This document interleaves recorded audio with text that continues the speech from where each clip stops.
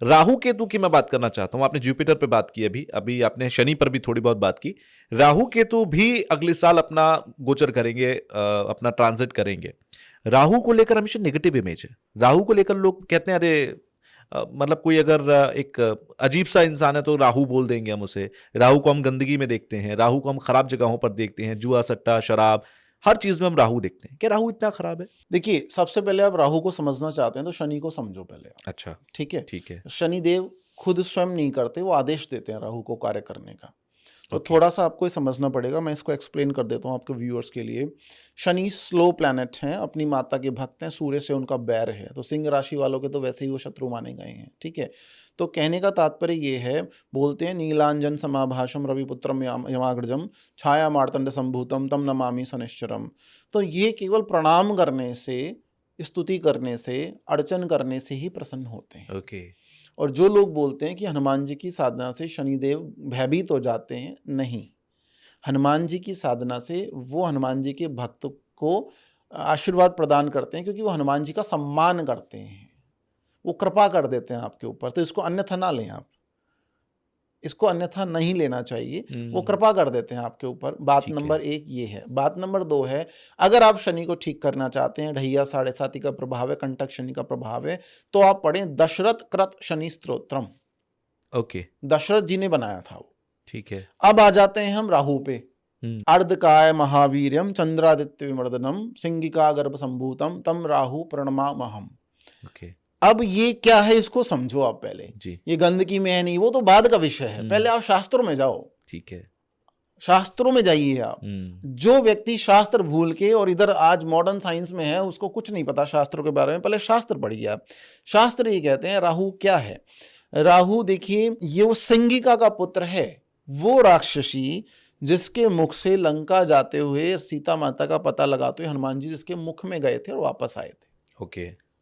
जब उसकी माँ इतनी बलवान है तो राहु को कंट्रोल कौन कर पाएगा। एक बहुत बड़े एस्ट्रोलॉजर, अभी हम थोड़े दिन हम किसी फ्लाइट में बैठे थे तो हम देख रहे थे, ऐसे ही हमें रिकॉर्डेड रील थी हमारे पास, हमारे असिस्टेंट ने हमें बताई कि अगर राहु खराब है तो नीले कलर के फूल फ्लश में बहा दो आप। अच्छा। तो फूल आप फ्लश में बहाओगे, ये तो आपने दोष उत्पन्न कर लिया।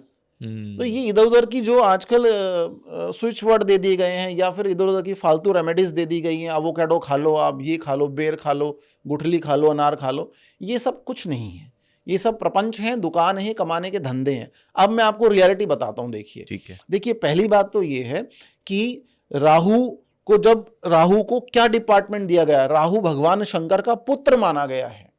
अच्छा। मोहिनी रूप में जब विष्णु जी ने गर्दन काटी थी वृषभानु की, मोहिनी रूप में जब उनकी गर्दन काटी गई थी, जब उसने अमृत पान कर लिया था, और वो गर्दन वो जो मुख था वो जाके गिरा उत्तराखंड के पैठानी गांव में। अच्छा। तो वहां राहु का एकमात्र सिद्ध मंदिर है। अगर आप किसी भी राहुजन्य दोष से ग्रसित हैं, उत्तराखंड के पैठानी गांव में जाके चतुर्मुख राहु मंदिर में जाइए और वहां पे 108 बार दंडवत प्रणाम करें। अगर उस पैठानी गांव में जाके उस मंदिर में बिना किसी पूजा अर्चना के आप 108 बार दंडवत प्रणाम भी करते हैं तो राहु आपको अरबपति बना देगा। दोबारा मैं बोल रहा हूं, मैं कर चुका हूं। अच्छा, करोड़पति के बाद अब अरबपति। मैं कर चुका हूं। ओके। 1 रुपए की रेमेडी है। बस में बैठ जाइए उत्तराखंड परिवहन निगम और चले जाइए वहां पे, 108 बार प्रणाम कर लो। कमर में दर्द होगा कोई बात नहीं, बाद में जेबें तो भारी हो जाएंगी ना। हाँ, बिल्कुल। तो इसलिए हम जो भी बोलते हैं ना, बहुत कॉन्फिडेंस के साथ इसलिए बोलते हैं क्योंकि हमने जिया है वो। हम उसको देखते हैं, भगवती की कृपा क्या है, ग्रहों की कृपा क्या है, कामाख्या कामेश्वर शिव शक्ति की कृपा क्या है। जिसने नहीं देखी उसे तो असत्य ही लगेगा। बिल्कुल सही बात है। तो अब इस चीज को आप समझ लीजिए कि राहु ने यह प्रण किया था कि मेरी गर्दन विष्णु जी ने काटी है तो कृष्ण भक्त और विष्णु भक्तों को मैं त्रास दूंगा कलयुग में, और कलयुग का राजा बना दिया भगवान शंकर ने। इस चीज को फिर से रिपीट करके मुझे और क्लियर करके बताइए। आपने कहा कि राहु ने यह कहा कि वो कृष्ण भक्तों और राहु के परम शत्रु कौन है जिन्होंने उनकी गर्दन काटी? भगवान विष्णु या मैंने सूर्य और चंद्र के बारे में तो सुना है। नहीं, वो तो एक अलग विषय हो गया, वो तो छोटे शत्रु है। उनका राहु को ये है अधिकार कि तुम ग्रहण लगाओगे सूर्य चंद्र पे। गर्दन किसने काटी थी राहु की? भगवान विष्णु के सुदर्शन चक्र ने। हाँ, तो कलयुग का राजा राहु, और राहु ये कहता है मैं कृष्ण भक्तों को त्रास दूंगा या विष्णु भक्तों को त्रास दूंगा। तो इसीलिए मेरे पास 10, 20, 30 हजार एग्जाम्पल हैं लोगों के कि कृष्ण भक्ति सर्वोत्तम है, क्योंकि कृष्ण ही कामाख्या है, कामाख्या ही कृष्ण है। जी। ठीक है, आप करिए, बहुत अच्छी बात है, लेकिन आपको रौद्र देवताओं की शरण में आना पड़ेगा राहु से बचने के लिए, जिनके पास डंडा है, हंटर है, पाशव है, वज्र है। ओके। हनुमान पंचमुखी हनुमान, माँ बगलामुखी, माँ कालिका, भद्रकाली, छिन्नमस्तिका या माँ बगलामुखी, भगवान शंकर के अष्ट अवतार, भैरव रूप, इनकी शरण में आना ही पड़ेगा, नहीं तो राहु बहुत त्रास देते हैं। आप ये ध्यान रखिए इस बात को, ये बिल्कुल। बहुत इंपॉर्टेंट बात है। जी जी जी। तो इसीलिए आप राहु को किसी भी तरह से कंट्रोल नहीं कर सकते, क्योंकि इल्यूजन है, भ्रम है।